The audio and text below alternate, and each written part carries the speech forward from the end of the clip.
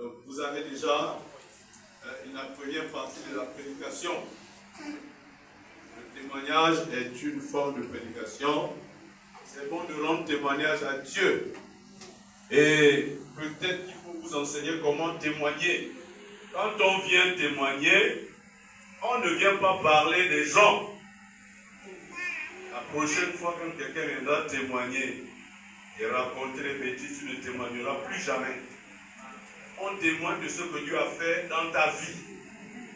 Amen. Amen. On ne vient pas raconter les monuments, tout à gauche, tout à droite. Non, tu dis, moi j'étais comme ceci, voici ce que Dieu a fait, voici ce que le Saint-Esprit m'a dit, voici ce que j'ai vu dans le milieu spirituel, afin que ça puisse édifier les gens.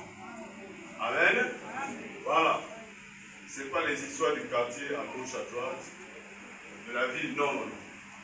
Le témoignage, c'est une forme de prédication. Nous avons vu là que, à cause de nos prières, il y a eu assistance des anges, à cause de cette communion fraternelle, nous avons pu sauver. Maintenant, je vais vous dire pourquoi je ne veux pas que quelqu'un meure à l'hôpital. Parce que moi, je prie pour l'hôpital et je sais que les 3/4 du personnel soignant au Gabon sont méchants. C'est pour cela que vous ne pouvez pas voir. J'ai couru à chaque fois. Comment quelqu'un est malade, tu amènes le bon, mais la personne te regarde comme si tu n'existais même pas. Je dis, mais attends, la personne a besoin de sang. Oh, attendez. Depuis 9h, vous demandez la poche de sang, c'est à 15h qu'ils vont vous la donner. Donc, il y a un problème là-bas. Le monde des ténèbres agit tellement à l'hôpital que vous vous dites que, mais tiens, c'est du personnel soignant ou c'est du personnel mourant ou tuant, voilà. C'est terrible. C'est pour cela je suis très actif quand quelqu'un est malade. J'ai perdu mes parents à cause de la négligence. La négligence médicale, la négligence du personnel soignant. Et aujourd'hui, je me suis levé et à chaque fois c'est comme ça. J'ai trouvé la soeur, je suis parti là-bas, je l'ai trouvé. J'ai dit on part à l'hôpital aujourd'hui. J'ai dit oui, l'aspect spirituel c'est bon, mais moi je dis qu'on doit aller à l'hôpital. On doit aller à l'hôpital. On l'a amené, dispensaire, ensuite ils ont continué et nous avons continué à assister par la prière, par l'argent, par la nourriture. Parce que c'est ça la communion fraternelle. Il faut assister la personne en tout. Comme a dit quelqu'un, tu as la nourriture chez toi et puis tu dis à ton frère, va en paix, que le Seigneur te bénisse. C'est une prière, mais ce n'est pas accompli. Amen. Amen. Si ton ami, si ton frère est nu, n'a pas d'habit, tu finis de prier pour lui, donne-lui un vêtement.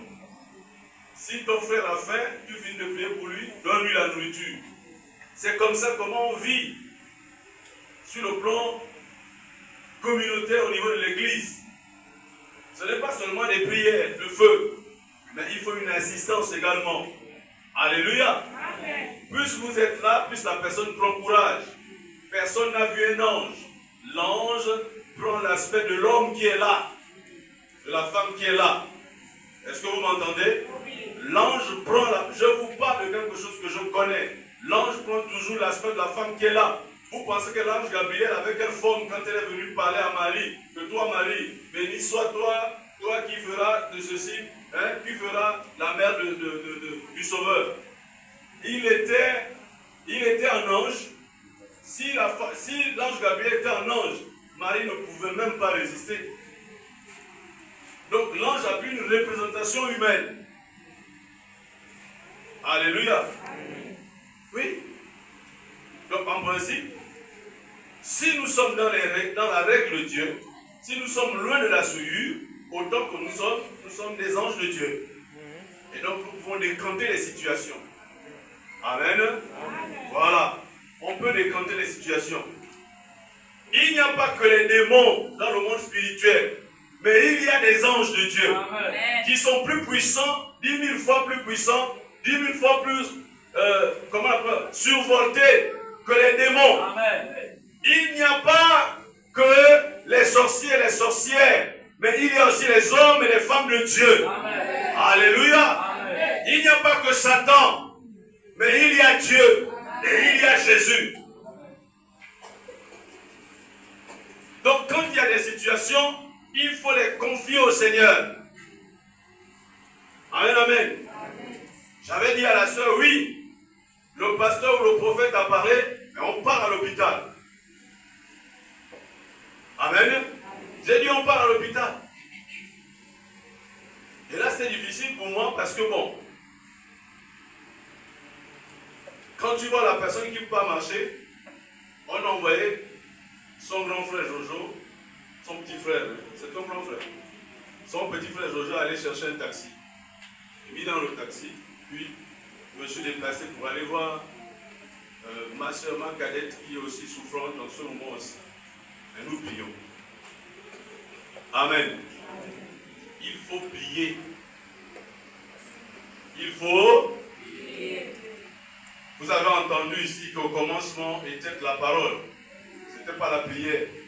Mais dès que Jésus est parti, tous les hommes de Dieu ont prié. Il n'y a pas une façon de nous connecter à Dieu. La meilleure façon de nous connecter à Dieu, c'est là. C'est ce que Dieu lui-même a laissé entre lui et nous. Est-ce que vous m'entendez? Amen. Priez. Même si une mouche vous pique, priez. Alléluia. Amen. Je vous autorise aujourd'hui, même si c'est un cafard qui passe, prie. Amen. Parce que toi, tu as 2 yeux humains, tu n'as pas 2 yeux astrales. Prie. Amen. Amen. Si la pensée monte dans ton cœur de prier, ma soeur, mon frère, prie. Amen. La prière, c'est l'école des hommes et des femmes spirituels. C'est pour cela, moi, je m'insurge souvent sur ce qu'on fait assez souvent en ligne. J'ai prié pour quelqu'un qui m'a appelé depuis le Burkina.